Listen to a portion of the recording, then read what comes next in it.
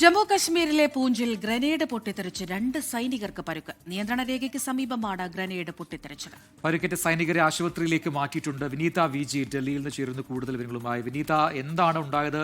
ഈ പൂഞ്ചിൽ ഈ ഗ്രനേഡ് അത് ആര് സ്ഥാപിച്ചതാണ്, അതല്ലെങ്കിൽ അത് ആരാണ് അതിന് പിന്നിൽ? അത്തരം കാര്യങ്ങൾ അറിവായിട്ടുണ്ടോ?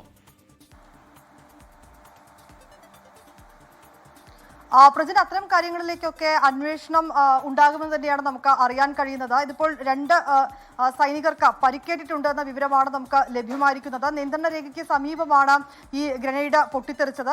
ആ മേഖലയിൽ ഉണ്ടായിരുന്ന 2 സൈനികർക്കാണ് പരിക്കേറ്റത്. ഈ സൈനികർ അവിടെ പരിശീലനമൊക്കെ നടത്തുന്ന മേഖലയാണ്. ഇതിന് സമീപമായിട്ടാണ് ഈ ഗ്രനേഡ് പൊട്ടിത്തെറിക്കുകയും 2 പേർക്ക് പരിക്കേൽക്കുകയും ചെയ്യുന്നത്. 2 പേരെയും ആർമിയുടെ തന്നെ ആശുപത്രിയിലേക്ക് മാറ്റിയിട്ടുണ്ട്. അവരുടെ ആരോഗ്യനില നിലവിൽ തൃപ്തികരമെന്നാണ് നമുക്ക് അറിയാൻ കഴിയുന്നത്.